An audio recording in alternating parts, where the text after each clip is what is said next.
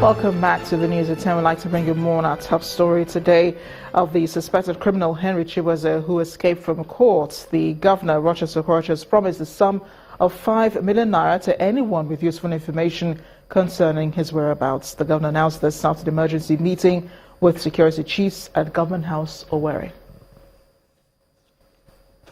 We want to assure you that we're on top of it. Everybody should go about their businesses without any fear or any worries, because Kano has been known to be a safe haven for the past few years, and we ensure that everybody is brought to book.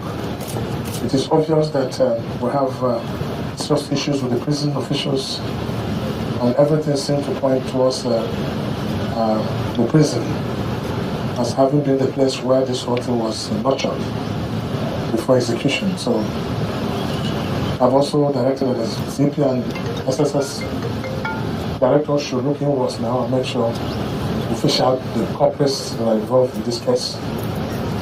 And we've pressed a price on him, and whoever is able to give us useful information to his whereabouts will receive a sum of 5 million naira from the Most State government. This will therefore will call on members of the public to cooperate with the security agencies in fishing out these bad eggs in our society.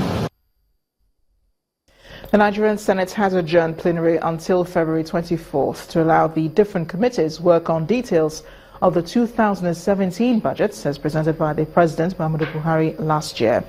Tagged Budget of Recovery and Growth, the budget is expected to help Nigeria come out of recession. But the question has been, does the document possess the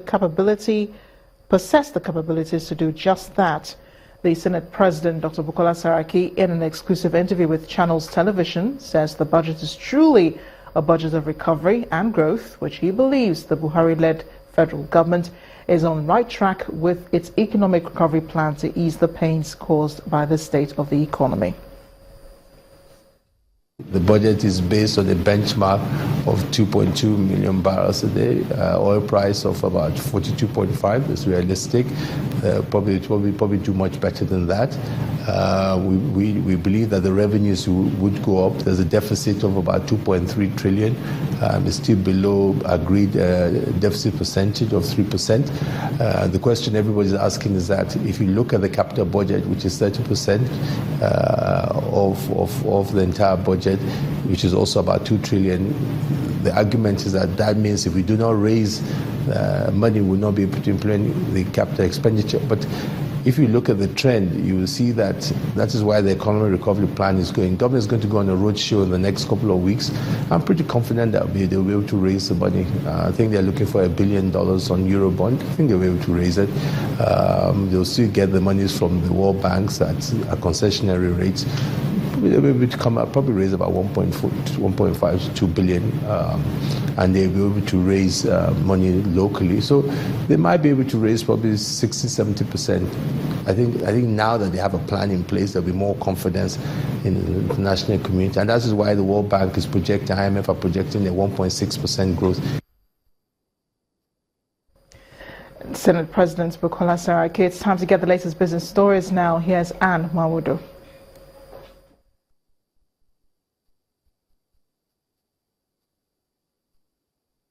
You first. First Bank.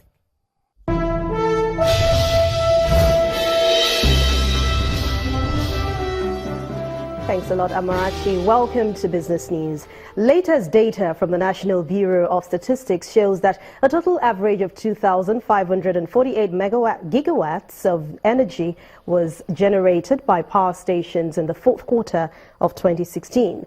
In its power sector report for the period under review, the NBS says Egbe Power Plant was the highest contributor with about 12.47% of the average energy. Also, an average of 2,497 gigawatts of energy was sent out with the highest percentage share of 12.13% by Okpai Power Plant. A further breakdown of the figures show daily energy generation in December attained a peak of 3,197.03 megawatts on December the 1st, 2016, while the lowest daily energy of 2,737.34 megawatts was attained on December the 4th, 2016.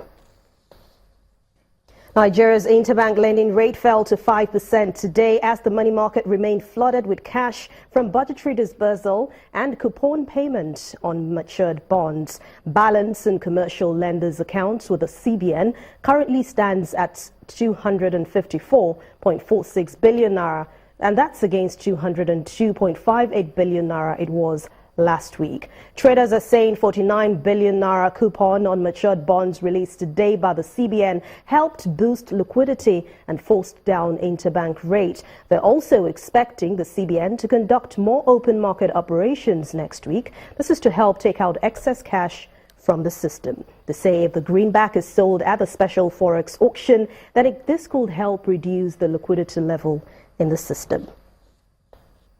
As of January the 25th, 2017, Nigeria's forex reserves increased to $27.82 billion, and that's more than it ever did throughout the year 2016. According to data from the central bank, the reserves grew from $27.76 billion on January the 24th, which means that the reserves increased by $3.1 billion within the first 3 weeks of this year. Economic analysts have attributed this increase to the rise in oil prices and production output.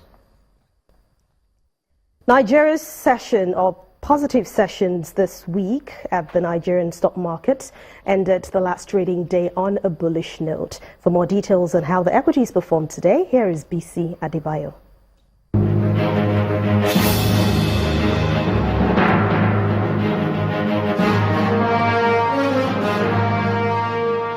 Hello and welcome to the stock market reports. The local equities market ended Friday's trading session up by 15 basis points to 26,328.22, while the total market value rose by 13 billion naira to close the week at 9.05 trillion naira. Despite a negative market breadth, the positive performance was attributed to the price increases from 14 equities, led in percentage terms by 7-Up, Champion Breweries and Total. Cutix, Nascon and Transco were the top three among 22 losers, comprising some mid-cap stocks. Volume turnover came in stronger with 237.78 million shares sold for 2.19 billion naira in 2,725 transactions. Champion Breweries, Zenith Bank and Diamond Bank recorded the highest turnover at the close of trading. And that's it on the stock market reports. I am BC Adebayo. Thanks a lot, BC. Now, U.S. stocks opened slightly lower on another record-setting week in the markets. With details and what to look out for next week, here's VOA Channel's TV business correspondent Jill Malandrino from the Nasdaq market site in New York. U.S. stocks opened slightly lower on Friday as all three major averages touched fresh all-time highs this week as traders close out the busiest week of fourth quarter earnings. Microsoft, IBM, Intel, and Lam Research were the standouts in the tech sector because the cloud growth trajectory remains strong and it's still in early stages. President Trump meets with UK Prime Minister Theresa May for his first round of trade talks with another country, and Mexican standoff over the border wall and tariffs will be in focus for the remainder of today. Turning to the week ahead, besides a busy earnings calendar, we have Facebook and Apple coming up next week. All eyes will be on the Federal Reserve and Janet Yellen for the first FOMC meeting of 2017 on Tuesday and Wednesday. Federal Fund futures show odds of a rate rise of just 3% for this meeting, but by March, odds of at least 20% and 37% by the central bank's May policy meeting. Asset prices have been supported by ultra-easy monetary policy since 2008, so this will certainly be a hot topic we'll be covering over the next several months. From the Nasdaq market site in New York, I'm Jill Malandrino, and this is VOA Channel's Business News. Thank you, Jill. It's a mixed closing for major stock markets around the world today with the release of key U.S. fourth quarter 2016 economic data. Meanwhile, China and some other Asian markets are closed today for holidays till February the 2nd. Let's check out the numbers.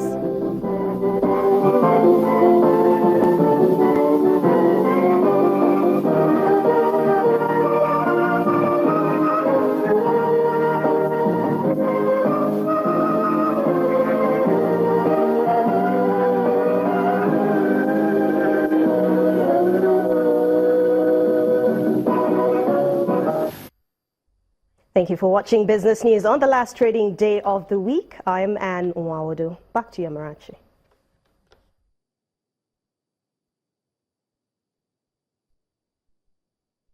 You first. First Bank. The proximity of Nasarawa State to the Federal Capital Territory is more of a burden than a blessing. That's the position of Governor Umaru Tanko Almakura, who's worried about the enormous infrastructure challenge in the Karu-Maraba axis of the state. The governor was speaking during the commissioning of some critical projects at Maraba-Guruku area of the state. Right next door to the nation's capital city, the Karunyanya-Maraba area is home to thousands of federal civil servants and businessmen and women. They live here but work in the FCT. The population of the area has since outstripped available infrastructure by far. Power and water supply are spread thin, while roads are in bad shape. The consequence is evident. This road here is too bad and dangerous for all vehicles that are passing here. Because of the situation of this road, many people are selling their houses and move to another area. The people that wanted to enter inside the market and bought some certain things. So because of that, they are not moving into the market. This is a situation the Almakura administration is working to reverse. From the Kunani Bridge that leads to the famous Maraba Orange Market to the Angwan Hashim Road networks, delighted residents turn out for the commissioning ceremony.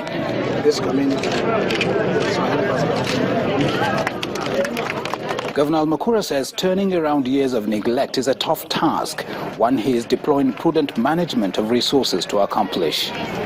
He adds that his administration can, however, use some help from authorities of the Federal Capital Territory. Being a neighbor to the Federal Capital Territory ordinarily should be a blessing. But as far as we are concerned in Nasarawa State, being neighbors to the Federal Capital is no longer a blessing. It is more of a curse than a blessing. This is because the challenges that the state has to face in maintaining infrastructures is so colossal and impossible that it has become one heavy burden on the neck of the state government. For this reason, we are appealing to the Federal Capital Territory and the federal government to come to the rescue of Nasarawa State and the neighboring states. The 5.7-kilometer road network, constructed at over ₦1 billion, provides access to the Karu International Market and is an alternative to the usually congested Kefi-Abuja highway. It is expected that these projects and those the governor is promising to embark upon soon will bring succor and ease of doing business in the area. Ibrahim Adra, Channels Television News. The Joint Admissions and Matriculation Board, Jamb, has announced that the form for the 2017 examination is not yet on sale. The board's Director of Special Duties, Mr. Olujide Adisa, warned intending candidates to beware of those he called education consultants who sell fake forms. He said this following the arrest of 3 persons by the Nigerian Security and Civil Defense Corps for selling fake forms and scratch cards in Ekiti State, southwest Nigeria. We have this proof. These suspects are paraded for selling fake forms for the 2017 Joint Admission and Matriculation Board exam. They were arrested in the Ekiti State capital, Edo-Ekiti, with counterfeit items like Jamb forms, laptops and cell phones. They were arrested by the Ekiti State Command of the Nigerian Security and Civil Defense Corps. They are trying to defraud, the unsuspecting public using Jamb name, as a format, and that is criminal in all its entirety.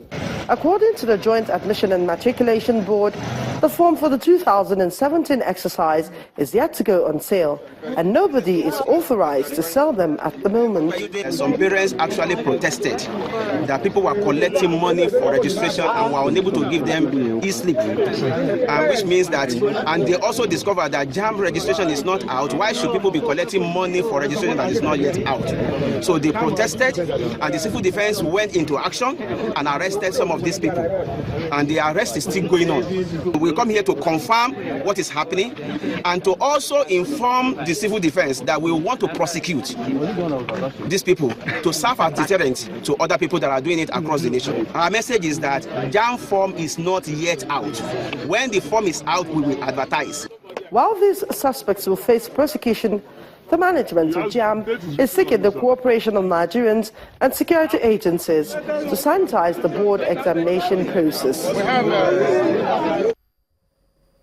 Still ahead on the news at 10, Rafael Nadal sets up a dream Australian Open final against Roger Federer with an epic 5-set semi-final win over Grigor Dimitrov. That's on Sports News. Just stay with us.